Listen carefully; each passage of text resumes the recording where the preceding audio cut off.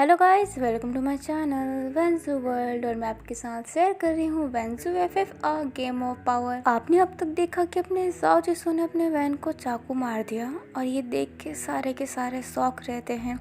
भूत घाटी पे गाँव चोन के सैनिकों ने हमला कर दिया है। अब ये क्यों हुआ और अपने जाओ जिसू ने वैन केसिंग को चाकू क्यों मारा, ये तो आपको आगे ही पता चलेगा। तो इस पार्ट के साथ बने रहें। और हाँ गाइस, अब से मेरे वीडियो 20 मिनट या फिर 25 मिनट के ही होंगे, क्योंकि इससे बड़े वीडियो रीच नहीं देते। तभी मैं सोचूं कि मेरी आईडी में रीच क्यों नहीं हो रहे, क्योंकि मैं बहुत लॉन्ग वीडियो बनाती हूँ। तो आज से शॉर्ट वीडियो आएंगे, एडजस्ट कर लीजिएगा थोड़ा सा। मैडम वैन काऊ वैनिंग और अपना घूसजान दोनों वैन के पास जाते हैं। मैडम वैन अपने वैन को पकड़ लेती है। घूसजान काफ़ी ज़्यादा शौक रहती है और काऊ वैनिंग सोच ही नहीं पा रहा होता है कि वो वैन के साइड से लड़े या फिर जाओ जिसू के साइड से। अपने काऊ वैनिंग को भी समझ में नहीं आ रहा होता है कि जाओ जिसू ने ये किया क्यों। काऊ वैनिंग जाओ जिसू की तरफ ही देखा जा रहा था। जाओ जिसू अपना तलवार चला रहा था और भूत घाटी के सभी लोगों को अपने तलवार से घायल कर रहा था। काऊ वैनिंग अपने मन में बोलता है, नहीं, ये नहीं हो सकता, ये मेरे मास्टर सू हो ही नहीं सकते। वो वैन केसिंग को भले ही मार देते, पर इन गांव वाले लोगों को बिल्कुल नहीं। ये आखिर है कौन। अब कहानी सिर्फ सैनसन पे होती है। सैनसन जमीन पे लेटा हुआ था, उसके हाथ में रस्सी बांधी थी और उसके मुंह पे कपड़ा बांधा हुआ था। सैनसन जमीन पे ही लेटा जा रहा था और अपनी रस्सी खोलने की कोशिश कर रहा था, पर खुल ही नहीं रहा होता है। सैनसन अपने मन में बोलता है, नहीं, वो इंसान नहीं है, वो इंसान नहीं है। मुझे जल्द से जल्द जाओ जिसू को जगाना पड़ेगा, उसे सब कुछ बताना पड़ेगा। अब जाओ जिसू ही है जो सब कुछ सही कर सकता है। नहीं, बहुत बड़ा खतरा हो जाएगा अब तो। अब कहानी से वापस भूत घाटी पे होती है। भूत घाटी के सारे लोग भाग रहे होते हैं और जाओ जिसू वहाँ का लीडर लग रहा होता है। जाओ जिसू बोल रहा होता है, किसी को बाहर मत जाने देना। वैन की आंखों में आंसू रहता है और वो जाओ जिसू को ही देखा जा रहा होता है। वैन को गुस्सा आता है और वो कहता है, जाओ जिसू, मतलब इतने दिन से तुम नाटक कर रहे थे ना प्यार का, वही मैं सोचूं अचानक से इतना प्यार। अच्छा नाटक किया तुमने जाओ जिसू। अब अपना जो जाओ जिसू रहता है ना, वो एक छोटी सी बच्ची को तलवार मारने वाला रहता है। वैन को ये देख के गुस्सा आता है। वहन अपनी जादुई शक्ति से पेड़ निकालने की कोशिश करता है, पर उसकी जादुई शक्ति काम नहीं करती। जाओसू अपने तलवार से उस लड़की के हाथ पे कट दे देता है। वहन उस लड़की को बचा नहीं पाता है। इस बात से वो बहुत ही गुस्सा रहता है। जाओ जिसू पे उसे बहुत ही गुस्सा आ रहा होता है और वो सोच रहा होता है कि वो अपनी शक्ति यूज क्यों नहीं कर पा रहा। वहन रोते हुए अपनी माँ से कहता है, माँ, मैं ये शक्ति यूज नहीं कर पा रहा, मैं अपनी शक्ति यूज नहीं कर पा रहा। मैडम वैन की आंखों में आंसू भर गया होता है। घूसजान भी बहुत रो रही होती है। अपना काम समझ में नहीं आ रहा होता है कि वो साथ किसका दे। मैडम वैन घबराते हुए बोलती है, कोई बात नहीं बेटा, अभी तुम यहाँ से भाग जाओ, अभी तुम भाग जाओ यहाँ से, हमें तुम्हारी ज़रूरत है। जब तुम अपनी शक्ति यूज़ कर पाओ, जब तुम ठीक हो जाओ, हाँ, तब हमें बचाने आ जाना, पर अभी तुम भाग जाओ। मैडम वैन को वहाँ से भगाना चाहती थी ताकि वैन तो उसका सेफ रहे, पर वैन भागने के लिए तैयार ही नहीं था। मैडम वैन बहुत जिद करती है, पर वैन बोलता है, नहीं, मैं आप सबकी रक्षा करूँगा। पापा से मैंने वादा किया था कि मैं एक अच्छा राजा बनूंगा, मैं कहीं छोड़ के नहीं जाने वाला किसी को। मैडम वैन बहुत जिद कर रही होती है, पर वैन मानने के लिए तैयार ही नहीं था। इसलिए मैडम वैन को अपनी कसम दे देती है कि तुम अभी यहाँ से चले जाओ, बाद में भले हमें बचाने आ जाना। अब अपने वैन केसिंग को अपनी माँ की कसम माननी पड़ती है। वो एक ब्लैक पैंथर का रूप लेता है और वहाँ से चला जाता है। वैन केसिंग जैसे ही ब्लैक पैंथर बना था, घूसजान अपने काऊ वैनिंग दोनों की आंखें फटी की फटी रह गई थी, क्योंकि उन्हें नहीं पता था कि वैन केसिंग एक ब्लैक पैंथर है। वैन को जाते समय जाओ जिसू भी देख लेता है। जाओ जिसू स्माइल करता है और वैन को मारने के लिए अपनी तलवार लेके पीछे आ जाता है। जाओ वैन के पास जा ही रहा होता है, तभी जाओ की तलवार से किसी की तलवार लड़ती है और वो अपना काऊ वैनिंग रहता है। काऊ वैनिंग जाओ सू के सामने आ जाता है और कहता है, नहीं मास्टर सू, मैं वैन को कुछ नहीं होने दूंगा। जाओ के चेहरे की इंप्रेशन अलग ही थी। जाओ एक ईवल सी स्माइल करता है और बोलता है, अब नौकर भी मेरे से जुबान लड़ाएंगे। काऊ वैनिंग अपने हाथों का पूरा जोर देके जाओ जिसू की तलवार को थोड़ा साइड कर देता है और कहता है, क्यों नहीं। और वैसे पहले मुझे लग रहा था, पर अब मुझे पूरा यकीन है कि आप मेरे मास्टर सू नहीं हैं। मेरे मास्टर सू कभी भी मुझे नौकर नहीं बोलते। तुम कोई एक बेरुपिया हो जिसने मेरे मास्टर सू का भेस लिया है। और ये कहते ही अपना काऊ वैनिंग जाओ जिसू पे तलवार चला देता है। जाओ सू थोड़ा पीछे जाता है, फिर काओ वेनिंग की तरफ देखता है और स्माइल करता है और जाओ जिसू की आंखें छिपकली जैसी हो गई होती है और जाओ जिसू एक भूत वाली स्माइल करता है। अब हमें फिर से सैनसन को दिखाया जाता है जो अपने हाथ की रस्सी खोल दिया होता है। सैनसन अपनी पाँव की भी रस्सी खोलता है, अपने मुंह से वो पट्टी हटाता है और फटाफट एक कमरे में जाता है। अपना सैनसन एक कमरे में जाता है तो हमें उस कमरे में दिखाई देता है कि अपना जाओ जिसू बेहोशी की हालत में वहाँ पे पड़ा हुआ था। अब हमें सैनसन का एक फ्लैशबैक दिखाया जाता है। जब जाओ जिन का अंतिम संस्कार हो रहा तो राजकुमार जिन ने जाओ जिसू को कुछ खाने को देने को बोला था सैनसन को। सैनसन बोलता है इसमें क्या है? राजकुमार जिन बोलता है कुछ भी है, बस तुम खिला देना। सैनसन और कुछ नहीं बोलता है और अपने जाओ जिसू के पास जाता है और मीठी मीठी बातें करके उसे वो चीज खिला देता है। सैनसन राजकुमार जिन के पास जाता है ये बताने के लिए कि वो दवाई खिला दिया है। सैनसन जैसे ही राजकुमार के कमरे के बाहर रहता है तभी अंदर से एक आवाज आती है। अपना गाओ चोन राजकुमार जिन को बोल रहा होता है, सरकार मैंने आपकी सारी बात मानी है। मैंने वैन केजिंग के खाने में वो दवाई मिला दी है जिस वजह से वैन केजिंग अपना शक्ति यूज ना कर पाए। अब राजकुमार जिन गाओ चोन को जवाब देते हुए कहते हैं ये तो बहुत अच्छी बात है और तुम्हारे भाई ने जाओ जिसू को नींद की दवा खिला दी है, अब वो उठ नहीं पाएगा। अपना सैनसन है ना चुपचाप अंदर झांक रहा होता है, बिल्कुल शोर भी नहीं कर रहा होता ताकि राजकुमार को कुछ पता ना चल जाए। सैनसन चुप चुप के उसकी बातें सुनना चाहता था। अब जो राजकुमार जिन रहते हैं ना वो जाओ जिसू का रूप हैं। ये देख के सैनसन की आंखें खुली की खुली रह गई होती है कि राजकुमार जिन एकदम जाओ जिसू की तरह लग रहे होते हैं। अब राजकुमार जिन गाओ चोन के सर पे हाथ रखते हैं और कहते हैं मैंने बहुत अच्छा किया तुम्हें अपने बस में करके, नहीं तो मैं कुछ कर ही नहीं पाता।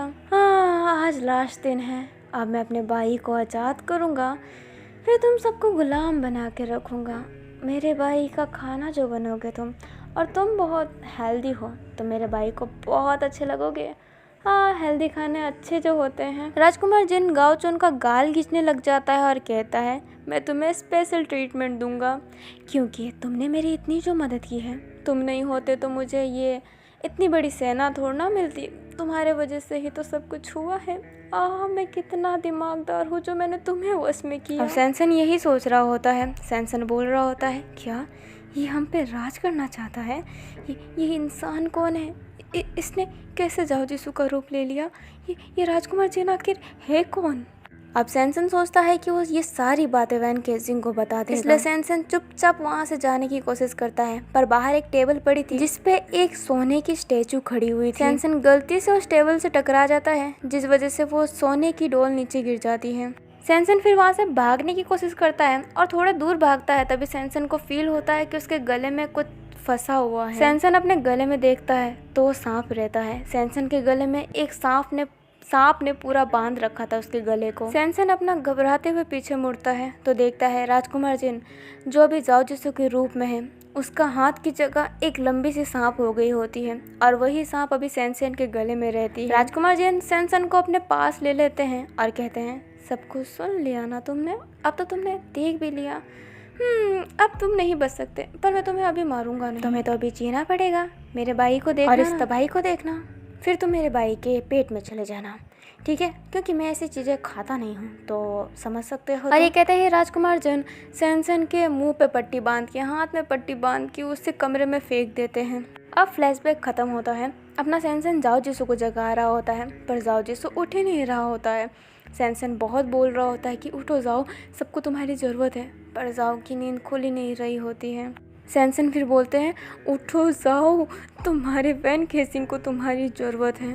अब अपना जाओ जिसू नींद में ही बोलता है वैन केजिंग मेरा लाओ वैन। सैनसन फिर चिल्ला के बोलते हैं हाँ तुम्हारे लाओ वैन खतरे में है, उठो जाओ जिसू। अब जाओ जिसू की हल्की नींद खुलने लग जाती है। जाओ बोलता है मेरे लाओ वैन को क्या हुआ? सैनसन घबराते हुए बोलता है तुम्हारा लाओ वैन बहुत बड़ी खतरे में है। वो राजकुमार जिन है ना, वो इंसान नहीं है, वो उसकी आँख सांप जैसी थी, वो एकदम सांप जैसी हाथ और उसकी आंखें एकदम छिपकली जैसी। उसने गाओ चोन को भी अपने वश में कर रखा है। जाओ जिसू अब तुम ही बचा सकते हो मेरे भाई को, तुम ही बचा सकते हो सबको, उठो जाओ जिसू। अपने जाओ की बेहोशी अभी भी गई नहीं होती है पर वो उठता है और कहता है मैं अपने लाओवेन को बचाऊंगा, और ये कहते ही जाओ जिसू अपने बेड से उठ जाता है पर वो नीचे भी गिर जाता है। सैनसन फिर उससे सहारा देता है। अब हमें भूत भूत घाटी का सीन दिखाया जाता है जहाँ पे मैडम वैन बहुत अच्छा लड़ाई कर रही होती है। मैडम वैन अभी गाओचोन से लड़ाई कर रही होती है और मैडम वैन गाओचोन को बहुत अच्छा टक्कर दे रही होती है। अपनी गुजन भी सबसे लड़ रही होती है और अपनी छोटी सी नन्ही पड़ी ये नू छोटी होके भी बहुत अच्छा लड़ रही होती है। सारे के सारे छोटे मतलब जो छोटे बच्चे थे भूत घाटी के, बड़े इंसान सब उनसे लड़ रहे होते हैं। पर देखा जाए तो भूत घाटी के लोग उतने स्ट्रांग नहीं थे, पर गाओचोन की सेना कुछ ज़्यादा ही स्ट्रांग थी और गाओचोन के पास लोग भी ज़्यादा थे। पर भूत घाटी तो एक छोटा सा कबीला ही था एक तरीके से। अपने काओ वेनिंग को दिखाया जाता है जो राजकुमार जिन से हार गया होता है और वो जमीन पे लेटा हुआ होता है, उसके पाँव से खून भी निकल रहा होता है। राजकुमार जिन अपने काओ वेनिंग पे थूकते हैं और कहते हैं, लालत है, तुम लगते ही नहीं हो कि तुम 5 स्लेक अलाइन के हो, किसी काम के नहीं हो तुम। राजकुमार जिन काओ वेनिंग को और नहीं मारते हैं और वहाँ से किसी और से लड़ाई करने के लिए चले जाते हैं, पर अपना काओ वेनिंग वापस राजकुमार जिन के पीछे जाने लगता है और उनसे लड़ने लगता है। राजकुमार जिन कहते हैं, अरे तुम मरने वाले हो, जिंदगी प्यारी नहीं है क्या? अपना काओ वेनिंग बोलता है, नहीं बिल्कुल प्यारी नहीं है। मेरे मास्टर सू ने मुझसे कहा था अगर दूसरों के लिए लड़ते लड़ते मरे तो तुम शहीद हो जाओगे, अगर खुद के लिए लड़ते लड़ते मरे तो तुम सिर्फ मरोगे ही। और मैं शहीद होना चाहता हूँ, मरना नहीं चाहता। और मैं तुम जैसे बेरूपियों को अपने मास्टर सू की इज्जत खराब नहीं करने देना चाहता। और अपना काओ वेनिंग उस राजकुमार जिन से लड़ने लगते हैं। अब कहानी बिच्छू राजा और ये बाई पे शिफ्ट होती है। ये बाई ने अपने व्हाइट टाइगर का रूप लिया था और बिच्छू राजा उनके ऊपर बैठा हुआ था और वो पानी में चल रहे थे। मतलब अपना जो ये बाई रहता है ना, जहाँ जहाँ वो चल रहा होता है पानी को बर्फ़ बना दे रहा होता है, जिस वजह से वो पानी में चल रहे होते हैं। ये बाई की स्पीड काफ़ी ज़्यादा तेज़ थी और अपना बिच्छू राजा तो चक्कर खा रहा होता है क्योंकि स्पीड इतनी तेज़ जो थी। अब ये बाई पानी को पार कर लेता है तो ये बाई जंगल में ही बैठ जाता है, क्योंकि आप जानते हैं कि अपने ये बाई ने भी बॉर्डर बनाने के लिए अपनी आधी शक्ति लगा दी थी, जिस वजह से वो भी काफ़ी ज़्यादा वीक भी है। ये बाई एक टाइगर को बुलाते हैं और कहते हैं बिच्छू को यहाँ से ले जाओ। वो टाइगर बात मान भी लेता है। ये बाई बिच्छू से कहते हैं तुम इस पे बैठो और जाओ जिसू को और वैन केसिंग को सब कुछ बता दो, देर ना हो जाए, लड़ाई स्टार्ट ना हो जाए। बिच्छू से भी इतना ही बोलता है तुम। ये बाई बोलता है मैं आ जाऊँगा, मैं जल्दी आ जाऊँगा, पर तुम जाओ। बिच्छू फिर हाँ में सिर हिलाता है और उस टाइगर पे बैठ जाता है और टाइगर भी वहाँ से चला जाता है। अपना ये बाई बेचारा वहीं पे लेट जाता है। ये बाई के सांसें बहुत भर गए होते हैं। ये बाई मन में ही बोल रहा होता है मैं आने की पूरी कोशिश करूँगा जाओ जिसू, इस बार मैं तुम्हें कुछ नहीं होने दूंगा। अब अपने वैन केसिंग को दिखाया जाता है जो ब्लैक टाइगर का रूप लिया हुआ था। ब्लैक टाइगर की आंखों से आंसू आ रहे होते हैं और उसके पेट से खून भी निकल रहे होते हैं, क्योंकि वैन केसिंग को चाकू मार दिया गया था और अभी उसकी हीलिंग की शक्ति काम नहीं आ रही थी। वैन केसिंग रोते रोते ही भाग रहा होता है। वैन केसिंग मन में बोलता है मैं जाओ जिसू, तुम्हें छोड़ूंगा नहीं, मैं तुम्हें जान से मार दूंगा, मैं तुम्हें जान से मार दूंगा। और ये कहते ही वैन केसिंग वहाँ से चल रहा होता है, मतलब वो भी भाग ही रहा होता है ब्लैक पैंथर के रूप में। अभी कहानी वापस भूत घाटी में शिफ्ट होती है जहाँ पे अभी भी लड़ाई चल रही होती है और अपने काओ वेनिंग की बहुत हालत ख़राब हो गई होती है, क्योंकि राजकुमार जिन काओ वेनिंग से ज़्यादा स्ट्रॉन्ग था। अब राजकुमार जिन काओ वेनिंग को बोलता है अब मैं ये और सरदर्द बर्दाश्त नहीं कर सकता, अब मैं तुम्हें मार रहा हूँ, मरने के लिए तैयार रहो। और ये कहते ही राजकुमार जिन अपने काओ वेनिंग पे तलवार चलाने ही वाले रहते हैं, तभी घोड़े की आवाज़ आने लग जाती है। 2 घोड़े की पाँव की आवाज़ आ रही होती है जो काफ़ी स्पीड में रहती है। सारे उस घोड़े की आवाज़ की तरफ ही देखने लग जाते हैं। राजकुमार जिन को वो आवाज़ अपने सामने से आ रही होती है, इसलिए राजकुमार जिन सामने ही देखे जा रहे होते हैं। अब अचानक से 2 घोड़े पे 2 इंसान आते हैं। एक घोड़े पे अपना सैनसन रहता है, दूसरे घोड़े पे अपना जाओ जिसू अभी काफ़ी ज़्यादा गुस्से में था। उसके एक हाथ में तलवार रहती है। जाओ जिसू जैसे ही राजकुमार जिन के थोड़े से पास पहुंचता है, वैसे ही जाओ जिसू घोड़े पे खड़ा हो जाता है और जंप मार लेता है और सीधा राजकुमार जिन के हाथों पे हमला करता है। और हाँ गाइस, राजकुमार जिन अभी भी जाओ जिसू का रूप लिए हुए हैं। अपने असली वाले जाओ जिसू को देख के अपने काओ वेनिंग के चेहरे पे स्माइल आ जाती है। कुरजान और मैडम वैन तो शौक ही रहती है। अपना जाओ जिसू राजकुमार जिन से लड़ते हुए कहता है मैडम वैन ये बेहरूपिया है। मैडम वैन कुछ नहीं कहती है और जाओ जिसू की तरफ देख ही रही होती है। गाओचोन मैडम वैन के गर्दन पे हमला कर देता है, जिस वजह से उनके गर्दन में दर्द होने लग जाता है और बहुत खून भी निकल रहा होता है। अब गाओचोन मैडम वैन पे वापस हमला करने वाला था, तभी गाओचोन की तलवार किसी और की तलवार से लड़ती है और वो अपना सैनसन रहता है। सैनसन गाओचोन से बोलता है नहीं भाई, अब मैं आपको और कुछ गलत नहीं करने दूंगा। और ये कहते ही अपना सैनसन गाओचोन से लड़ने लग जाता है। गाओचोन बिना किसी इंप्रेशन के लड़ रहा होता है, पर सैनसन अपने गाओचोन को वापस होश में लाने की कोशिश कर रहा होता है, क्योंकि सैनसन को पता पता रहता है कि गाओ चौन को हिप्नोटाइज किया गया है। अपने जाओ जिसू को दिखाया जाता है जो अपने ही बेहरूपे से लड़ रहा होता है, पर अपने जाओ जिसू को पता रहता है कि वो राजकुमार जैन है। जाओ जिसू बोलता है, राजकुमार जैन आखिर तुम हो कौन? अब राजकुमार जैन एक स्माइल देते हुए कहते हैं, तुम्हारा बुरा सपना। जाओ बोलता है, सपने तो एक दिन टूट ही जाते हैं जैसे तुम टूटोगे। और ये कहते ही जाओ जिसू वापस राजकुमार जैन से लड़ने लग जाते हैं। अभी राजकुमार जैन और अपने जाओ जिसू में बहुत अच्छी खासी फाइटिंग हो रही होती है। मैडम वैन गुजन के पास जाती है और कहती है, जाओ वैन को ढूंढो और बोल दो उसे कि जाओ जिसू धोखेबाज नहीं है, वो एक बेरूपिया था जिसने वैन को मारा है। जाके बोलो, नहीं तो आगे बहुत मुश्किल हो जाएगी। गुजन हाँ में सर हिलाती है और वहाँ से चुपचाप चली जाती है। अब ये जो बात रहती है ना, वो राजकुमार जिन ने सुन ली होती है। राजकुमार जिन जाओ जिसू से फाइटिंग करते करते ना ऐसी जगह पे पहुंच जाते हैं जहाँ पे बहुत सारे लोग एक साथ में फाइटिंग कर रहे होते हैं। राजकुमार जिन जाओ जिसू की आंखों पे तलवार चलाने की कोशिश करते हैं, पर जाओ जिसू थोड़ा सा पीछे हटता है और अपनी नजरें फेरता है, जिस वजह से 1 मिनट के लिए जाओ जिसू की नजरें से राजकुमार जिन गायब हो जाते हैं। और इसी पल का फायदा उठा के राजकुमार जिन फिर से अपना शरीर चेंज कर लेता है। वो किसी भी नॉर्मल इंसान के शरीर में आ जाता है ताकि वो वहाँ से भाग सके और गुजन को पकड़ सके। अब अपना जाओ जिसू पागलों की तरह राजकुमार जिन को ढूंढ रहा होता है, पर उससे कहीं भी राजकुमार जिन नहीं दिख रहा होता है। और राजकुमार जिन ने जाओ जिसू का मतलब से भेस ले रखा था, इसलिए भूत घाटी के लोगों को लग रहा था कि अपना जाओ जिसू धोखेबाज है, इसलिए भूत घाटी के लोग भी अपने जाओ जिसू के पीछे पड़ गए होते हैं और उससे लड़ाई कर रहे होते हैं। पर जाओ जिसू कह रहा होता है, मैं तुम्हारा दुश्मन नहीं हूँ। पर लोग कह रहे होते हैं कि मैंने देखा तुमने हमारे राजा को मारा। जाओ जिसू बोलता है, राजा को मारा? वैन वैन वैन ठीक तो है ना? अभी अपने जाओ जिसू को ना वैन की बहुत ही फिक्र हो गई होती है। अभी हमारे वैन केजिंग को दिखाया जाता है जो एक जगह पे बैठा हुआ था अपने नॉर्मल रूप में और अपने पेट का वो जो दर्द है ना दबाए हुए रखा था। अभी जब अपनी वैन केजिंग की शक्ति रहती है ना, वो धीरे धीरे वापस आ रही होती है, जिस वजह से जो वैन केजिंग के पेट का घाव था वो भर रहा होता है। वैन केजिंग की आंखें नीचे ही देखी जा रही थी, 1 मिनट के लिए भी पलकें झपक नहीं रही थी।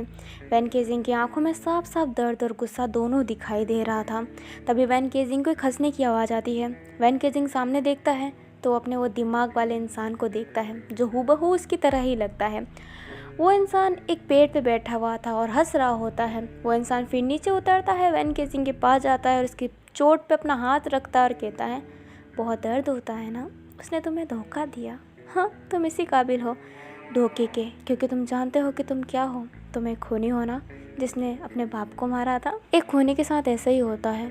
जाओ जिसू ने कुछ गलत थोड़ा ना किया। हाँ, धोखा मिल गया। तुम तो कितने खुश हो गए थे ना कि इतना प्यार इतना प्यार, पर हकीकत तो कुछ और था ना। तुम्हें पता है ना वैन केजिंग, जब हम बलि के लिए बकरा चढ़ाने का सोचते हैं तो उसे बहुत खिलाते हैं। वैसा ही तुम्हारे साथ किया गया। तुम्हें अपना प्यार खिलाया गया, फिर तुम्हें हलाल कर दिया गया। तुम इसी काबिल हो वैन केजिंग। अभी जब ना रियल वाला वैन केजिंग रहता है ना, वो बहुत गुस्से में रहता है और उसका दिमाग वाला लड़का उसे ही देखा जा रहा होता है। अचानक से वैन केजिंग गुस्से से उस लड़के को देखता है और उसका गला दबा लेता है। वो झटपटा सा रहा होता है। फिर वैन केजिंग कहता है, हाँ, धोखा मिला तो है, पर इसका बदला जाओ जिसू जरूर चुकाएगा। मैं उसे जान से मार दूंगा। उसने मेरा प्यार देखा है, अब वो मेरी दुश्मनी भी देखेगा। अब वो जो वैन केजिंग के दिमाग वाला लड़का रहता है ना, वो अचानक से वायनिस हो जाता है, वहाँ से गायब हो जाता है। और वैन केजिंग की आंखों में गुस्सा रहता है और वो एक ही बात कह रहा होता है, जाओ जिसू, मैं तुम्हें जान से मार दूंगा। अब हमें जाओ जिसू को दिखाया जाता है जो बाकी सबसे लड़ रहा होता है अपनी जान खतरे में डाल के, क्योंकि अब तो उसका कोई अपना नहीं है ना। सब उस पर ही हमला कर रहे हैं, सब उसको ही गलत समझ रहे हैं। अपनी मैडम वैन घायल है, इसलिए वो कुछ बोल ही नहीं पा रही होती है। अपना काउ वेनिंग की बात कोई सुनेगा ही क्यों, क्योंकि सबको तो यही लगता है कि अपना काउ वेनिंग जाओ जिसू के साथ में है। अपना सैनसन गाओ चौन से लड़ रहा होता है, बट सैनसन गाओ चौन से थोड़ा सा वीक था, इसलिए गाओ चौन सैनसन पे भारी पड़ रहा होता है। अपने वैन केजिंग को वापस दिखाया जाता है, जो भी गुस्से में बैठा हुआ रहता है। वैन केजिंग को किसी की आने की आहट सुनाई देती है। वैन केजिंग गुस्से में खड़ा हो जाता है। फिर वो देखता है कि सामने से गुजन आ रही है। गुजन की हालत बहुत ख़राब हो गई होती है, उसके हाथ से पूरा खून निकल रहा होता है और उसके पाँव से भी। वैन केजिंग फटाफट गुजन के पास जाता है और उसे हक कर लेता है और कहता है, गुजन तुम ठीक तो हो ना बहन, तुम्हें कुछ हुआ तो नहीं है ना? गुजन रोते हुए बोलती है, भाई भाई वो जाओ जिसू। वैन बोलता है, हाँ जाओ जिसू क्या? गुजन रोते हुए बोलती है, भाई जाओ जिसू ने मैडम वैन को मार दिया, जान से मार दिया। ये बात सुन के वैन केसिंग की आंखों से आंसू आने लग जाता है और बोलता है मर गई। और गुजान रोते हुए कहती है मार दिया। अब वैन केसिंग खुद तो शौक रहता है पर वो गुजान को गले लगा लेता है। गुजान भी वैन केसिंग को कस के पकड़ लेती है और गुजान के चेहरे पे एक ईवल सी स्माइल दिखती है और उसकी आंख छिपकली जैसी हो गई होती है। अब एक फ्लैशबैक दिखाया जाता है जहाँ पे गुजान अपने वैन केसिंग को ढूंढ रही होती है। गुजान चली रही होती है, तभी गुजान के सामने वैन केसिंग आके खड़ा हो जाता है। वैन केसिंग गुजान को देख ही रहा होता है। गुजान फटाफट वैन केसिंग के पास जाती है, उसका हाथ पकड़ लेती है और कहती है भाई भाई जो जाओ जिसू है ना वो बेरुपया जाओ जिसू था। एक्चुअली वाला जाओ जिसू अब आया है, मतलब आपको जाओ जिसू ने नहीं मारा है। वैन केसिंग बोलता है क्या वो बेरुपया था? गुजान बोलती हाँ वो बेरुपया था। वैन स्माइल करता और बोलता है अच्छा बेरुपया तो मैं भी हूँ। और ये कहते ही वैन केसिंग गुजान के पेट पे चाकू मार लेता है। गुजान वैन केसिंग को ही देखने लग जाती है। गुजान के पेट से खून पानी जैसा बहने लग जाता है और वो बोलती है कौन हो तुम? वैन केसिंग बोलता है जो भी तुम समझो, जो तुम समझना चाहो। और ये कहते ही वैन केसिंग अपनी गुजान का रूप ले लेता है। आप लोग तो समझ ही गए होंगे कि वो राजकुमार जिन रहता है। राजकुमार जिन मुस्कुराते हुए कहता है देखो पहले मैं जाओ जिसू था, अब मैं वैन केसिंग बना और अब मैं बन गया हॉट सी क्यूट सी लड़की गुजियान। अच्छा गुजियान अब तुम्हें मरना चाहिए। और ये कहते ही जो पेट पे चाकू मारा था ना उसको ट्विस्ट कर देता है, जिस वजह से गुजियान के और खून निकलने लग जाता है। अब जो राजकुमार जिन बोलता है ना देखो ना मैंने तुम्हारा रूप लिया है पर मैं तुमसे भी खूबसूरत हूँ। वैसे मुझे खूबसूरत लड़कियाँ पसंद नहीं है तो तुम्हारा तो बहुत बुरी हालत होने वाला है। और ये कहते ही राजकुमार जिन गुजान का चेहरा कस के पकड़ लेता है और एक पेड़ पे मार देता है और उस पेड़ से घसीट देता है, जिस वजह से गुजान का आधा चेहरा छिल जाता है। गुजान जमीन पे गिर गई होती है और राजकुमार जिन उसे पाँव से बहुत मार रहा होता है और गुजान अपनी सेफ्टी के लिए अपना हाथ रखती तो है बट उसके नाक से बहुत खून निकलने लगता है और गुजान बेहोश हो जाती है। अब राजकुमार बोलता है मर गई शायद, अब मुझे वैन केसिंग के पास थोड़े से नखरे करने पड़ेंगे। और ये कहते ही राजकुमार जिन अपने आप को ही चोट पहुंचा लेता है और रोने वाला चेहरा बना लेता है और वैन केसिंग के पास पहुंच जाता है। और अब फ्लैशबैक खत्म हो जाता है और आपको कहा कि वैन केसिंग के पास जो है अभी वो गुजान नहीं राजकुमार जिन है। वैन केसिंग रो तो रहा होता है पर वो भी गुस्से में भी रहता है। वैन केसिंग बोलता है गुजान तुम टेंशन मत करो, हमारी माँ का बदला हम अच्छे से लेंगे, जाओ जिसू को तिल तिल मरना पड़ेगा। राजकुमार जिन तो यही चाहता था, इसलिए वो रोते हुए कहता है हाँ भाई उसको ऐसे आसानी से मत छोड़ना। अब वैन केसिंग गुजान से अलग होता है और उसके शरीर पे जितने भी चोट लगे रहता है ना अपनी शक्ति से सही कर देता है, मतलब अपने वैन केसिंग की शक्ति वापस आ गई है। ये देख के गुजान शौक रहती है और अपने वैन केसिंग की तरफ ही देखने लग जाती है, मतलब अपना राजकुमार शौक रहता है और वैन केसिंग की तरफ देखने लग जाता है। वैन केसिंग स्माइल करते हुए बोलता है हाँ मेरी शक्ति वापस आ गई है और अब हम चलेंगे और उन सबको मार देंगे। राजकुमार जिन एक फेक स्माइल देता है और मन में बोलता है ये कैसे हो सकता है, शक्ति 2 दिन से पहले नहीं आनी चाहिए, ये तो गड़बड़ हो गया। हाँ वो दवाई पुरानी हो गई थी इस वजह से ये इतना अच्छा असर नहीं कर पाई, अब क्या करूँ मैं। अब राजकुमार जिन ना अपनी आंखों में कुछ जाने का नाटक कर लेते हैं और अपनी आंखें बंद कर लेते हैं। वैन केसिंग बोलता है क्या हुआ? अपना राजकुमार जिन बोलता है कुछ नहीं भाई आंखों में कुछ पड़ गया है। राजकुमार जिन ना अब अपने गाओचोन से कांटेक्ट करते हैं। उसने अपने राजकुमार जिन ने गाओचोन को हिप्नोटाइज कर रखा था, जिस वजह से राजकुमार जिन अगर गाओचोन से जब भी बात करना चाहे ना तो कर सकता है, बट गाओचोन से जैसे ही राजकुमार जिन बात करेगा वैसे ही राजकुमार जिन की आंखें वही चिपकली जैसे हो जाएंगी और गाओचोन की आंखें एकदम रेड हो जाएगी। इसलिए राजकुमार जिन ने अपनी आंखें बंद कर ली थी, जिस वजह से अपने वैन केसिंग को बिल्कुल भी शक ना हो। उधर गाओचोन की आंखें लाल हो गई होती है। सैनसन गाओचोन की आंखों को ही देखने लग जाता है।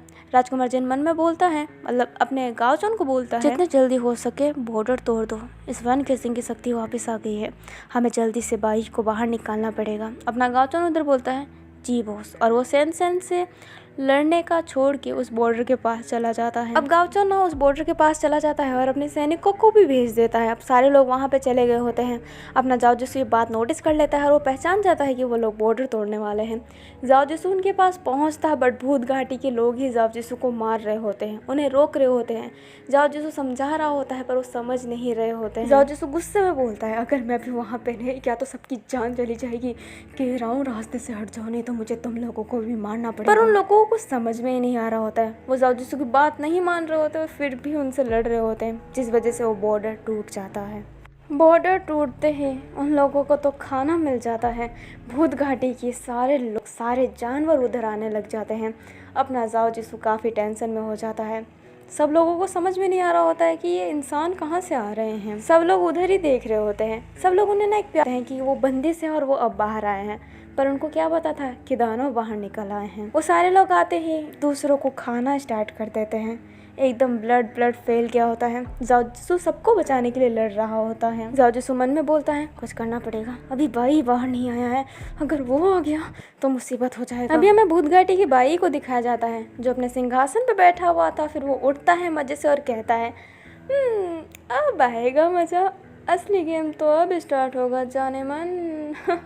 कहानी स्टार्ट होती है मैडम वैन से। मैडम वैन अभी घायल रहती है और आप जैसे जानते हैं कि भूत घाटी का बॉर्डर खुल गया है, तो सारे लोग इंसानों पे हमला करने के लिए तो दूर ही रहे होते हैं पागलों की तरह। अब एक शख्स मैडम वैन पे हमला करने ही वाला था, तभी अपना जाओ जिसु मैडम वैन को बचा लेता है। जाओ जिसु मैडम वैन को बचाते बचाते एक सेफ जगह पे बैठा देता है और कहता है आपको यहाँ से हिलने की कोई जरूरत नहीं है, और ये कहते ही वापस लड़ाई के मैदान में चला जाता है सबको बचाने के लिए। अब जाओ जिसु लड़ ही रहा होता है और बॉर्डर की तरफ देख ही रहा होता है। जाओ जिसु कहता है इस बॉर्डर को ये भाई ने बनाया था तो वही बंद कर सकता है, ये भाई कहाँ हो तुम। अब हमें ये भाई को दिखाया जाता है जो जमीन पे लेटा हुआ होता है और उसके मुंह से खून निकल रहा होता है, क्योंकि उसने बहुत ज़्यादा ओवर शक्ति यूज़ कर ली थी। वैसे भी वो कमज़ोर था, उसने इतनी शक्ति यूज़ भी कर ली जिस वजह से वो काफ़ी ज़्यादा बीमार हो गया था। मतलब वो बहुत ज़्यादा कमज़ोर हो गया था, इतना कमज़ोर कि वो कभी भी मर सकता था। अब ये भाई अधमरे हालत में ही था और वो आसमान में ही देखा जा रहा था।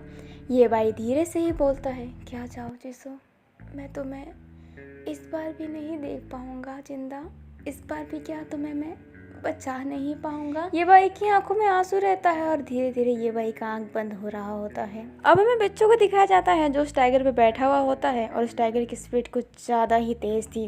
वो बहुत जल्दी भूत घाटी पहुंच गए होते हैं। अब जैसे कि आप जानते हैं कि भूत घाटी का भी बॉर्डर टूट चुका है, जिस वजह से अब भूत घाटी के जितने भी लोग थे वो बाहर जा सकते थे और बाहर के लोग अंदर आ सकते थे। इसलिए बिच्छू राजा भी अंदर आ जाता है। बिच्छू राजा सोचता है हाँ ये कैसे हुआ, कोई बॉर्डर नहीं। और जो अपना बिच्छू राजा रहता है ना, वो फर्स्ट टाइम बॉर्डर के अंदर आया होता है। वैन ने कभी भी उसे भूत घाटी लेके अंदर गया ही नहीं होता है।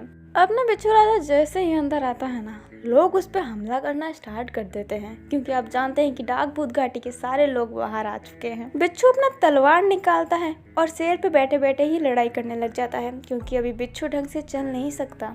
अब बिच्छू थोड़े दूर जाता है ना, तो बिच्छू को किसी की ना ऐसे थोड़ी सी आवाज आती है मुझे बचाना है। बिच्छू उस आवाज के पास जाता है तो देखता है कि गूंजान की हालत बहुत खराब, कि बहुत उसका आधा चेहरा पूरा छिल चुका है। बिच्छू शेर से उतरता है और जैसे तैसे करके अपनी गूंजान के पास बैठ जाता है। अपने हाथों से उसकी सर पकड़ लेता है और उसका बाल ठीक कर रहा होता है और कह रहा होता है गूंजान बहन क्या हुआ तुम्हें, कि किसने मारा, वैन किसिंग कहाँ है और ये सब चल क्या रहा है। अभी अपने बिच्छू की आंखों में ना साफ साफ फिक्र दिख रही होती है गूंजान और वैन दोनों के लिए। अपनी गूंजान की हालत बहुत ख़राब थी, वो फिर भी कह रही होती है वैन भाई को बताओ कि जाओ जिसो धोखेबाज नहीं है, उसका किसी ने रूप लिया था, कोई बेरूपिया है। अपना बिच्छू कहता है कहना क्या चाहती हो आजियांग, मुझे कुछ समझ में नहीं आ रहा है। अपनी गूंजान बोलने की कोशिश कर ही नहीं पा रही थी क्योंकि उसकी ब्लीडिंग इतनी हो रही थी। अब अपना बिच्छू राजा बोलता है रहने दो, इतना बोलने की कोशिश मत करो, अभी तुम्हारी हालत बहुत ख़राब है, अभी थोड़ा आराम करो तुम। अभी ना अपने बिच्छू के गर्दन पे ये भाई का कबूतर आके बैठ जाता है। बिच्छू ये भाई के कबूतर को देखता है और कहता है तुम्हारा वो मालिक कहाँ पे है, वो अभी तक नहीं आया, वो ठीक तो है ना। अपना कबूतर ना ऐसे नाम ऐसे हिलाता है कि उसे कुछ नहीं पता। अभी वैन को दिखाया जाता है जो बहुत गुस्से में रहता है और वो जाओ जिसके पास जा रहा होता है, और राजकुमार पीछे से सोच रहा होता है क्या भाई बॉर्डर के बाहर आ गया क्या, एक बार भाई बॉर्डर के बाहर आ जाए तब सब ठीक हो जाएगा। अब हमें भाई को दिखाया जाता है जो बॉर्डर के बहुत पास पहुंच गया होता है। भाई के चेहरे पे वही भूत वाली स्माइल रहती है और जो बोल रही होती है पुराने वक्त वापस, पुराना दिन वापस, अब आएगा मजा। मैं उम्मीद करता हूँ कि मैं जैसे ही बाहर आऊँ तो सबसे पहले जाओ जिसू से मिलूं। अभी हमें बिच्छू को दिखाया जाता है जो अपने कपड़े का पीसेस फाड़ के गुर्जन की चोट पे लगा रहा होता है, पर कोई फर्क नहीं पड़ता है क्योंकि चोट बहुत गहरी रहती है। तभी अचानक से ना बिच्छू के सामने कोई हलचल होने लगती है। झाड़ होते हैं ना, वो हिल रहे होते हैं।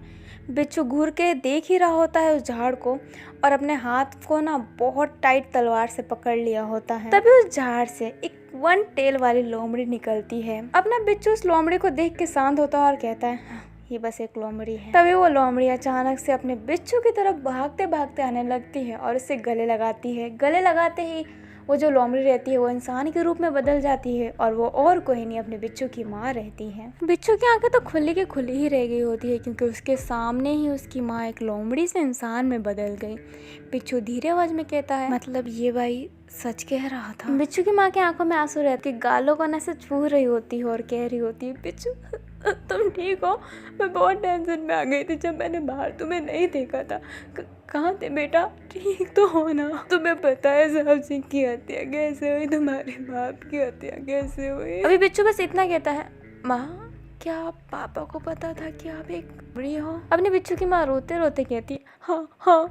फिर बिच्छू कहता है, क्या पापा को भूत घाटी के बारे में सब कुछ पता था? बिच्छू की माँ कहती है, हाँ पता था। उनने जानबूझ के मुझे भूत घाटी में बलि के लिए दिया था ताकि कोई भी पता ना लगा सके कि मैं एक लोमड़ी हूँ और कोई भी मुझे ना मारे। अभी बिच्छू की आंखों से भी आंसू आने लगता है और वो कुछ नहीं कह पा रहा होता है। बिच्छू की माँ फिर गुर्जन को देखती है जिसकी हालत बहुत खराब हो गई होती है। बिच्छू की माँ गुर्जन के शरीर पर हाथ फेरने लगती है और कहती, तुम्हें क्या हुआ?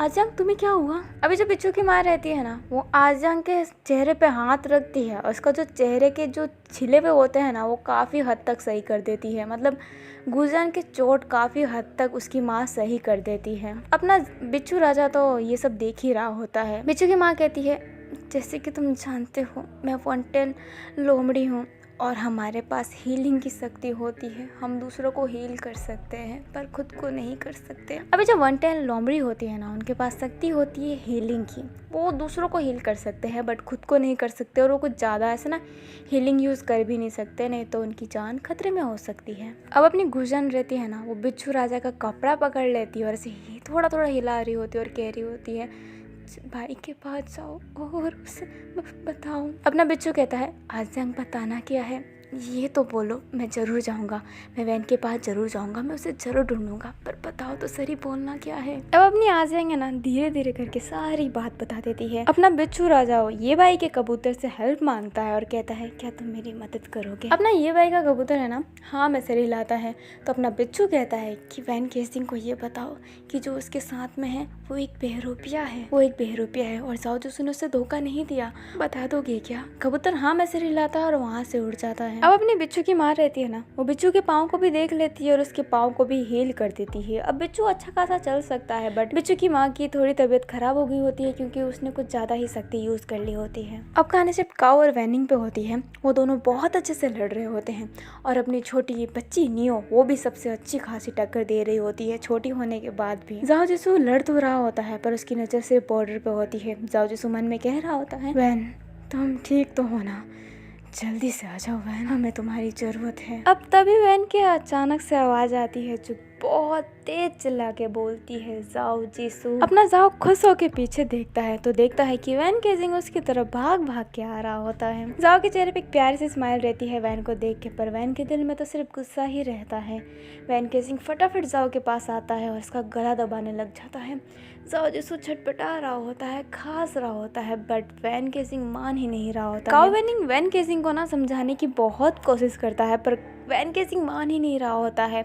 और जो पीछे अपना राजकुमार जन रहता है ना गुर्जन के रूप में, वो वक्त रहते ही किसी और का रूप ले लेता है और उन सभी की नजरों से एकदम ओझल हो जाता है वापस से। अपना वैन केजिंग एक ही बात बोल रहा होता है, मेरी माँ को तुमने मारा ना, मैं तुम्हें जान से मार दूंगा, मैं तुम्हें जान से मार दूंगा। जाओ जिसू तुमने मेरा सिर्फ प्यार देखा, अब मेरी दुश्मनी भी देखो।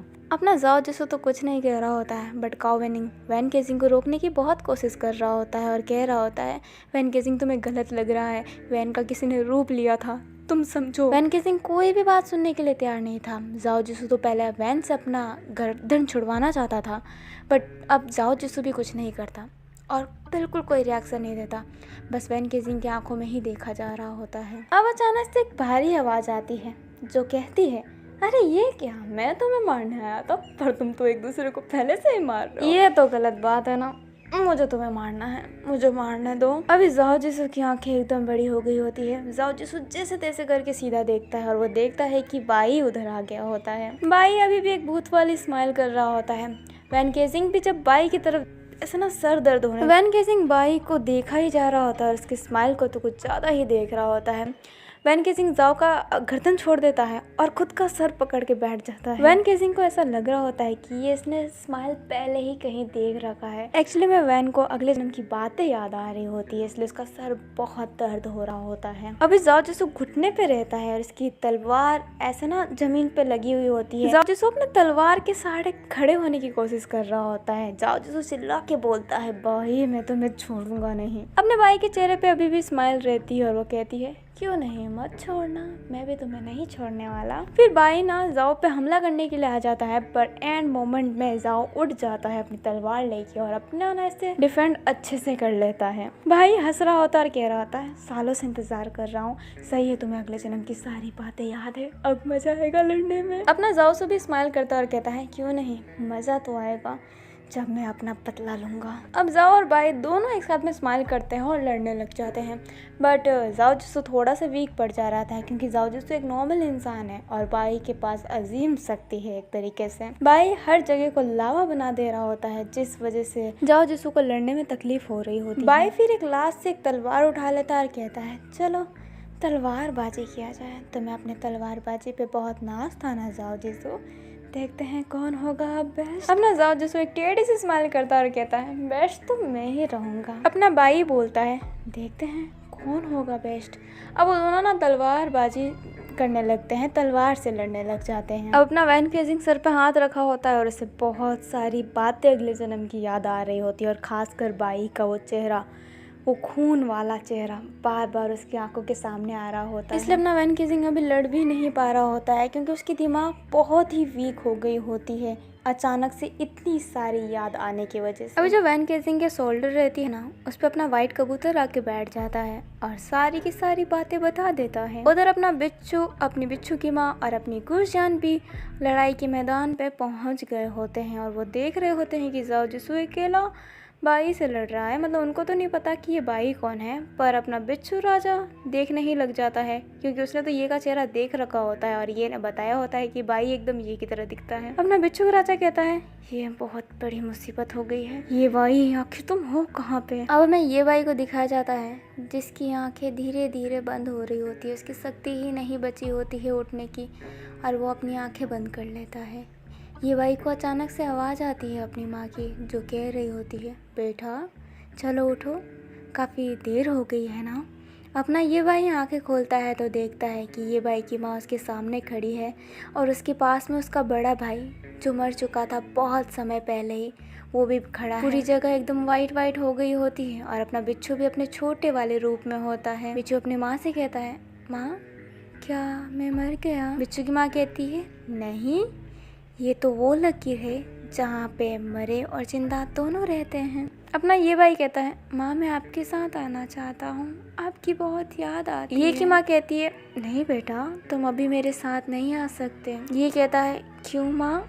ये की माँ कहती है, क्योंकि तुम्हें अभी किसी की मदद करनी है ना बेटा। ये कहता है, जाओ जिसू के पास वैन केजिंग है, वो सब कुछ संभाल लेगा। अब ये की माँ स्माइल करती और कहती है, मुझे पता है कि जाओ जिसू के पास वैन केजिंग है, पर तुम्हारे छोटे बाई के पास कोई वैन केजिंग नहीं है उसका संभालने के लिए। अपना ये बाई ना अपनी माँ की तरफ देखने लग जाता है। ये बाई की माँ कहती है, हाँ तुम्हें बाई को बचाना पड़ेगा, इस गंदी दुनिया से बचाना पड़ेगा। ये बाई कहता है, मैं बाई की मदद नहीं करने वाला माँ, वो बहुत गंदा है। ये बाई की माँ कहती है, गंदा है, पर वो गंदा किस वजह से है। अब अपना ये बाई कहता है कि उसने ताकत की वजह से कितने लोगों को मारा माँ, आपको भी तो मार दिया। ये बाई की माँ मुस्कुराते और कहती है, अच्छा तो उसको वो ताकत हासिल करने को किसने कहा था, ये बताओ मुझे। अब ये भाई अपनी नजरें नीचे कर लेता है। अपनी ये भाई की माँ कहती है, तुम ही तो नहीं कहा करते थे कि ताकतवर बनो, कमज़ोर किसी काम का नहीं। तुमने कभी उसका साथ ही नहीं दिया। तुमने क्या, जाओ जिसू ने भी कभी उसका साथ नहीं दिया। वो अकेला रहना चाहता था तो तुमने उसको अकेला छोड़ दिया। कभी उसके दिल की तकलीफ जानने की कोशिश की कि जब वो शक्ति यूज़ नहीं कर और लोग उसका मजाक उड़ाते हैं तो उसे कैसा लगता होगा। तुम अपने बड़े भाई को भी तो कहा करते थे कि ताकतवर बनो भाई, आप बड़े भाई हो, ताकतवर बनो। तो अभी ये भाई ना अपने बड़े भाई के पास देखता है जो अपने ये भाई की माँ के पास ही रहते हैं। अभी ये भाई की आंखों में आंसू आने लग जाते हैं। ये भाई का बड़ा भाई उसके सर पे हाथ फेरता और कहता है, ये तुम्हें रोने की कोई ज़रूरत नहीं है। अपना ये भाई अपने बड़े भाई को गले लगा लेता और कहता है, आप मेरी वजह से ही मरे ना, आपने इसीलिए अपनी शक्ति किसी और को दे दी ना, क्यों आप यूज़ नहीं कर पाते। ये भाई का भाई कहता है, ऐसी बात नहीं है। ये कहता है, ऐसी ही बात है, मैं ही बुरा हूँ, मैं कभी समझ ही नहीं पाया। अपना जो ये भाई रहता है ना, उसने बचपन से ही ना सभी को एक ही बात कहा होता है कि ताकतवर बनो, ताकत जरूरी है, ताकतवर बनो। और ये भाई ने बचपन से ही अपने बड़े भाई को ताकतवर बनने के लिए इतना फोर्स किया था ना कि वो ताकत वो हासिल कर ही नहीं पा रहा था। इसलिए वो अपने भाई की उम्मीदों पे खड़ा हो ही नहीं पा रहा था। इसलिए उसने अपनी शक्ति किसी और को दे दी, मतलब उसने अपनी शक्ति जाओ जिसू को दे दी। आपको याद भी होगा जाओ जिसू को शक्ति दी गई थी तो वो इंसान एक ही बात कह रहा था कि मैं अपने भाइयों की उम्मीद पे खड़ा नहीं हो पा रहा, इसलिए उसने अपनी शक्ति किसी और को दे दी ताकि उसके भाई उससे कुछ ना कह सके। और भाई के साथ भी यही हुआ। उसको बोला गया कि ताकतवर बनो और वो ताकतवर नहीं बन पाया तो उसने ताकत हासिल करने के लिए गलत ऑप्शन चूज़ किया। और भाई अकेला रहना चाहता था, वो किसी से प्यार वार नहीं करता था, बट भाई को किसी ने साथ भी नहीं दिया, कोई उसके पास जाके बात भी नहीं करता था चल के। भाई ने बोला कि मुझे अकेला छोड़ दो तो सबने उसे अकेला छोड़ दिया। इसलिए भाई एक कठोर इंसान बन गया जिसको किसी से कोई मतलब नहीं। आप में से काफ़ी लोग समझ सकते हैं कि कोई इंसान को अकेला छोड़ देते हैं ना तो वो इंसान कुछ नहीं समझता, अच्छा बुरा तो कुछ फर्क नहीं पड़ता। इसलिए भाई इतने बुरे रास्ते में चला गया क्योंकि उसे समझने वाला कोई नहीं। अभी ये की माँ ये के सर पे हाथ फेरती और कहती है, जाओ अपने भाई के लिए। ये सुनते ही ये भाई की आंखें खुल जाती है और अपने ये भाई की आंखों में कुछ ब्लू ब्लू सा दिख रहा होता है। अभी हमें जाओ जिसू और बाई को दिखाया जाता है जो बहुत अच्छा लड़ रहे होते हैं और अपने जाओ जिसू को तलवार में हराना बाई के लिए बहुत मुश्किल हो रहा होता है। इसलिए बाई चीटिंग करता है और अपनी शक्ति बीच में यूज करने की कोशिश करता है। बाई अपने तलवार को एकदम लावा में कन्वर्ट कर लेता है और उसे मारने ही वाला रहता है तभी अपना वैन केजिंग अपने जाओ जिसू को बचा लेता है। जाओ जिसू नीचे बैठ गया होता है और उसके सामने एक ब्लैक पैंथर खड़ा होता है और वो अपना और कोई नहीं वैन केजिंग रहता है। ये सेम टू सेम वही वाला सीन रहता है जब जाओ जिसू ने वैन केजिंग को बचाया होता है एक ब्लैक पैंथर के रूप में और आज वैन केजिंग ने जाओ जिसू को बचाया होता है एक ब्लैक पैंथर के रूप में। अभी ब्लैक पैंथर बाई पे हमला करने वाला रहता है तभी ब्लैक पैंथर को कोई चीज पीछे ढकेल देती है और सामने गुजियन आके खड़ी हो जाती है। अपना वैन केजिंग जो ब्लैक पैंथर के रूप में होता है वो देखने ही लग जाता है और अपना बाई भी उसी लड़की को मतलब अपनी गुजियन को देख रहा होता है। अब गुजियन अचानक से वैन केजिंग बन जाती है, वैन केजिंग फिर अचानक से जाओ जिसू बन जाता है और जाओ जिसू अचानक से राजकुमार जेन बन जाता है। अब राजकुमार जेन अचानक से एक सुंदर लड़की में बदल जाता है जो बहुत सुंदर होती है। उसने रेड ड्रेस पहना होता है जिसमें उसकी स्किन बहुत शो हो रही होती है बट वो बहुत ही ब्यूटीफुल लग रही होती है। अब उस खूबसूरत सी लड़की को देख के बाई स्माइल करने लग जाता है और उसे हग कर लेता है और उसके सर पे हाथ फेरता है और कहता है, साओ मुझे पता था कि तुम मुझे बचाओगी। अब साओ एक स्माइल करती है। अब मैं आपको बताती हूँ, साओ एक लोती ऐसी लड़की है, मतलब एक लोती ऐसी इंसान है जो बाई के लिए इम्पोर्टेंट है। साओ भी बचपन से अनाथ रहती है, बाई को भी कोई उतना नहीं मानता, वो चाहता था कि अकेला छोड़ दे सब उसे, तो सबने उसे अकेला छोड़ दिया था। बट साओ ही एक ऐसी लड़की रहती है जो बाई को छोड़ने के लिए तैयार ही नहीं थी। बाई उसे बहुत हर्ट करता था, बहुत मारता था, बट साओ छोड़ती ही नहीं थी। बचपन से साओ बाई के साथ थी, इसलिए बाई के लिए साओ बहुत ही अजीज बन गई थी। और जब फर्स्ट टाइम भूत घाटी में युद्ध हुआ था ना, भूत घाटी और इंसानों के बीच में है ना, साओ ने बाई की बहुत मदद की होती है, मतलब करके बाहर चले जाना, बातें फैलाना, वो सारी साओ ने ही की होती है। अब जब लास्ट फाइटिंग में जब बॉर्डर बन जाता है ना तो अपनी साओ बाहर ही रुक जाती है और साओ सालों से है ना बाई को बाहर निकालने की कोशिश कर रही होती है। साओ जब चार मौसम जागीर में जाती है ना तब एक बच्चे को देखती है जो एकदम जाओ जिसू की तरह लगता है। तभी से साओ ने राजकुमार जेन का रूप चेंज कर लिया था और वो वहीं पे जाओ जिसू के आसपास रहती थी। इसलिए साओ ने बचपन में ही जाओ जिसू को 5 लेक अलायन भेज दिया था क्योंकि 5 लेक अलायन भूत घाटी के बहुत ही पास में है। साओ ने बचपन से ही जाओ के दिल में ना वो जहर घोलने का काम किया है कि भूत घाटी खराब है, कि जाओ जिसु नफरत करे भूत घाटी के राजा से। और साओ ने ना जाओ जिसु का बहुत अच्छे से ख्याल भी रखा होता है, क्योंकि वो बाई को जाओ जिसु को देना चाहती थी ताकि बाई अपना बदला ले सके जाओ जिसु को मार के, मतलब इस जाओ जिसु को मार के। मैं साओ की शक्ति बता देती हूँ। साओ एक स्नेक है जो आधी इंसान और आधी स्नेक में बदल सकती है। वो पूरी स्नेक में भी बदल सकती है और वो किसी का भी रूप चेंज कर सकती है और कहीं से भी सांप निकाल सकती है और वो किसी को भी हिप्नोटाइज कर सकती है। और साओ जो सांप निकालती है ना, वो सांप साओ की सारी बात मानते हैं। और साओ ने एक सांप प्रिंस के पीछे छोड़ रखा था, मतलब अपने बिच्छू राजा के पीछे छोड़ रखा था, जिस वजह से साओ को पता चल गया था कि बिच्छू वैन केजिंग का दोस्त। अभी जब अपना बाई रहता है ना, वो साओ के सर पे हाथ फेर रहा होता है। साओ एक क्यूट सा चेहरा बना लेती है और कहती है, माफ़ कीजिएगा बाई, मैंने दवाई दिया था वैन केजिंग को, पर वो दवाई ख़राब हो गई थी, बहुत पुरानी हो गई थी ना, और आप जानते हैं 12 सींगों वाली हिरन मिलती नहीं है, इसलिए मैं दवाई बना नहीं पाई। अभी जब अपना बाई रहता है ना, वो साओ के हेड पे किस करता है और कहता है, कोई बात नहीं, तुमने मेरे लिए इतना कुछ किया ना, बहुत बड़ी बात है मेरे लिए। और अभी बाई के चेहरे पे ना एक प्यारी सी स्माइल रहती है, ईवल वाली नहीं, एकदम प्यारी सी। और साओ भी बहुत क्यूट लग रही होती है बाई के समय बात करते हुए। अभी जो जाओ जिसु जमीन पे बैठा हुआ होता है ना, वो हंसने लग जाता है। बाई उसे देखने ही लग जाता है। जाओ कहता है, कितना अच्छा है ना, दूसरों को प्यार को मार डालो और खुद के प्यार से प्यार करो, काफ़ी अच्छा लग रहा है तुम दोनों को साथ में देख के। अभी बाई जाओ को बहुत सीरियस लुक दे रहा होता है, फिर एक ईवल सी स्माइल करता है और कहता है, शुक्रिया बड़े भाई। जाओ हंसता और कहता है, बड़े भाई का भी तुमने माना क्या? और ये कहते ही जाओ जिसु अपनी तलवार लेके उठ जाता है। अभी बाई बोलता है धीरे से आवाज में, क्या तुमने मुझे कभी अपना छोटा भाई माना? जाओ जिसु कहता है, माना था। बाई कहता है, माना होता तो आज मैं ऐसा नहीं होता। बाई फिर से जाओ जिसु से लड़ने लग जाता है और जाओ जिसु बाई से लड़ने लग जाता है। अपना वैन केजिंग जाओ जिसु को बचाने जाता है, बट उससे पहले साओ वैन केजिंग से लड़ने लग जाती है। अभी वो चारों बहुत अच्छे से लड़ रहे होते हैं और उन चारों को देख के सारे लोग एक तरीके से शांति हो गए होते हैं। अपना बिच्छू, अपनी गुरजान और बिच्छू की माँ भी कुछ नहीं कर रही होती है, काऊ वेनिंग भी कुछ नहीं कर रहा होता है और मैडम वैन दूर से ये सब देख रही होती है। अपना सैनसन अभी भी गाओचोन से लड़ रहा होता है, क्योंकि गाओचोन अभी भी साओ के बस से निकला नहीं होता है। अभी जो बाई रहता है ना, उसका दिमाग गर्म हो जाता है और कहता है, चलो खेल खत्म करते हैं।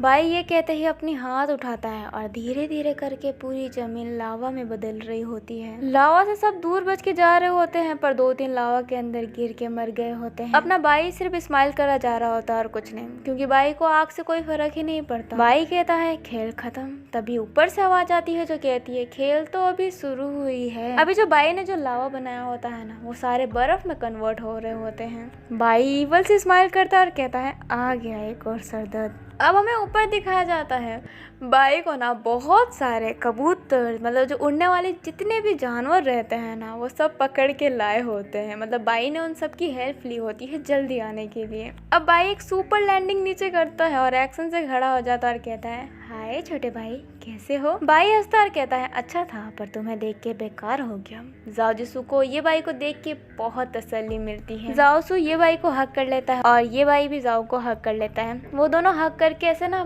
खड़े हुए रहते हैं और दूर खड़ा बाई उनको देख रहा होता है। बाई की आंखों में कुछ चेंजेस होते हैं, ऐसा लग रहा होता है कि वो रोएगा। तभी साओ पीछे से आके बाई को हक कर लेती है और बाई को एक प्यारी सी स्माइल देती है। फिर बाई भी एक स्माइल देता है और इसके स्माइल में ना कोई छलावा नहीं होता, वो सच्ची में एक स्माइल, ईवल्स वाली स्माइल नहीं थी, वो एक दिल से एक स्माइल आती है ना, वो वाली स्माइल। और अभी के लिए इतना ही, आगे देखना जरूर इंटरेस्टिंग होगा कि बाई को वो लोग कैसे हराते हैं, क्योंकि बाई कमज़ोर नहीं और इसकी पार्टनर साओ वो भी कमज़ोर नहीं। और जैसे कि आपको पता है कि वैन केजिंग को हल्की हल्की अगले जन्म की बातें याद आ गई होती है, तो देखते हैं कि अब क्या होता है। और हाँ गाइस, आज कमेंट जरूर करना और कमेंट में ये बताना कि आप बाई को कितनी नफरत करते हो, मतलब 10 में से रेटिंग दे देना। मैं बोलूँगी 10 में से 5% मैं उससे नफरत करती हूँ और 5% उससे कोई नफरत नहीं है। बाकी आप भी ज़रूर बताइएगा। और अगर इस कहानी के बारे में जानना चाहते हैं तो इस कहानी के साथ बने रहें, और कहानी के साथ बने रहने के लिए मेरे चैनल को सब्सक्राइब कर दीजिए। वीडियो अच्छा लगे तो लाइक कर दीजिए, वेंजू फैन के पास शेयर कर दीजिए। और अभी के लिए bye bye, see you and take care.